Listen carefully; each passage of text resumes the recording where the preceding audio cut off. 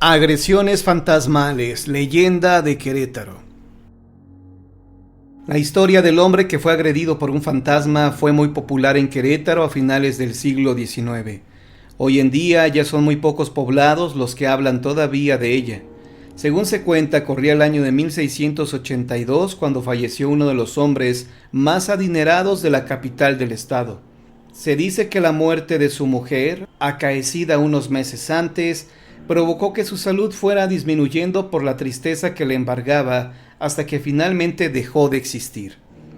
Al hombre le sobrevivía su hijo y su fiel sirviente, quien no había abandonado la casa por ser la última voluntad del Señor, además de que le tenía un profundo cariño al joven.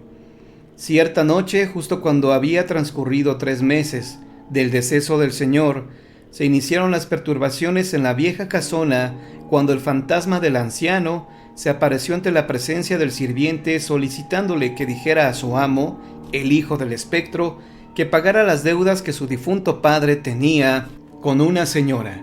El fantasma aseguró que de hacerlo dejaría de importunar. Al llegar a liquidar la deuda que el difunto había pedido, la señora rechazó el dinero, asegurando que con la muerte del señor se había olvidado de ella, pues al parecer no se trataba de una cantidad grande, sino más bien de situaciones más personales.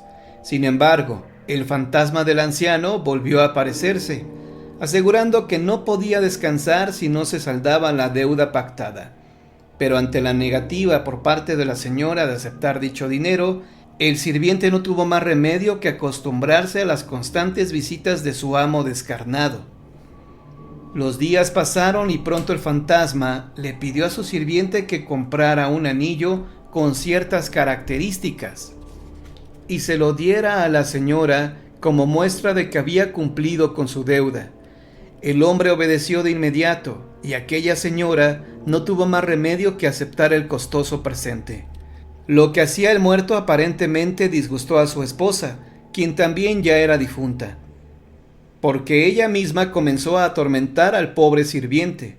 Según cuenta la leyenda, la mujer se aparecía unas veces como ella misma y otras como un perro que arrojaba fuego por el hocico. El sirviente ya no podía conciliar el sueño, pues las perturbaciones se hicieron cada vez más constantes, al punto en que comenzaron a suceder también durante el día. Cierta vez el espectro lo tiró de su caballo con violencia. En otros ataques casi lo estrangula con una soga. Le quitó los zapatos e hizo trizas su humilde ropa. Pero la agresión más denigrante ocurrió en la víspera de Navidad, cuando al regresar de sus labores sintió que algo lo jalaba y lo levantaba por el aire. Más tarde fue hallado en un pantano, semidesnudo, pero silbando y cantando. Cuando recuperó el juicio, afirmó que la mujer lo había lanzado tan alto que por un momento creyó que ya estaba muerto. Esto hubiera sido tomado como una versión de loco si sus zapatos no hubieran aparecido en partes distintas, aparentemente sin explicación alguna. Una semana después, todavía asustado por lo ocurrido, el sirviente se preparaba para irse de aquella casa, debido a que ya no soportaba las constantes agresiones. Cuando se disponía a marcharse, notó que un pájaro llevaba una piedra en el pico, la cual arrojó sobre su rostro. Según la leyenda, en cuanto la piedra golpeó su rostro, se alcanzó a escuchar la voz de aquella mujer que decía «traidor». Debido a estos siniestros acontecimientos, el sirviente enfermó y al cabo de unos días falleció. Más adelante se dedujo que al parecer aquella mujer había sido la amante del Señor. Por ello, el fantasma de la mujer, atormentada, acometió contra su sirviente pensando que éste, al igual que su esposo, la había traicionado. Cuando se investigó sobre la muerte de la señora, se determinó que falleció de muerte natural, aunque esto jamás se pueda comprobar del todo. El hijo vendió todo y nunca más se le volvió a ver en la ciudad, mientras que el sirviente falleció sin revelar toda la verdad.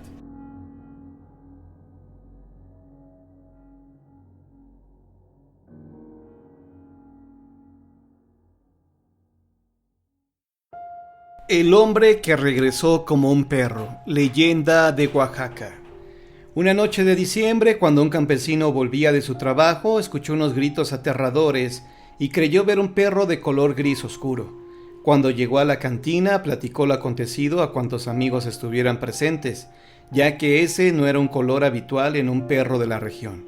Todos creyeron darle la mejor explicación argumentando que se trataba de un coyote, solo que quizá de un color poco común, pero al fin y al cabo un coyote. Un hombre que se encontraba en un rincón dijo haber visto también al supuesto coyote, solo que él se le había aparecido exactamente un mes atrás. Relató que el perro se le había aparecido cuando éste se encontraba solo, por lo que al darse cuenta corrió a esconderse para protegerse del animal, temiendo que el perro estuviera rabioso. En su loca carrera no se dio cuenta para dónde se fue el animal. Como no se concretó nada respecto a estas apariciones, las cosas se quedaron de esa manera.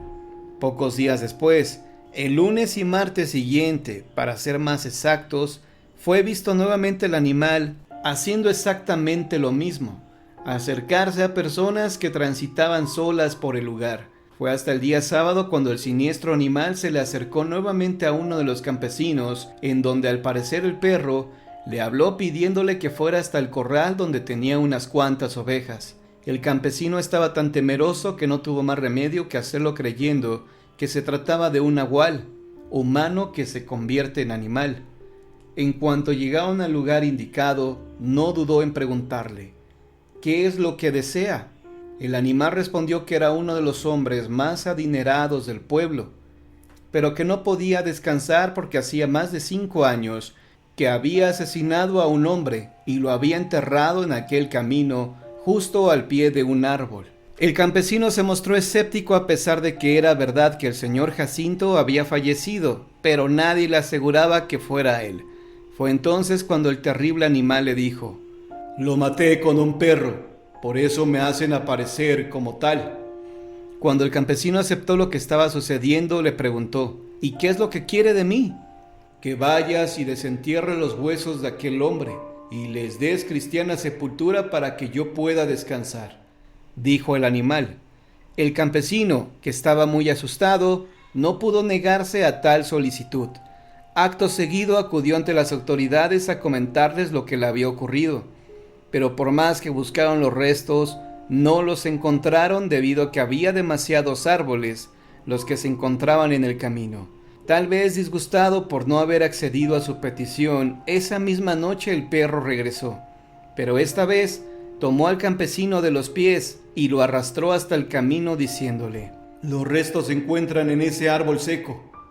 El campesino esperó a que llegara el día e inmediatamente fue a buscar nuevamente a las autoridades, quienes descubrieron el arbusto y desenterraron los huesos del infortunado hombre para sepultarlos en el cementerio del pueblo como lo había pedido el siniestro animal. Esta historia era muy extraña para los habitantes de aquel lugar, quienes recordaban a don Jacinto como un buen hombre, pero ante tales pruebas ya nada les podía devolver aquella imagen que tenían de él. Desde entonces los habitantes de aquel lugar procuran llevar una vida lo más recta posible, pues tienen la creencia de que los espíritus intranquilos de los malvados vuelven como animales espectrales.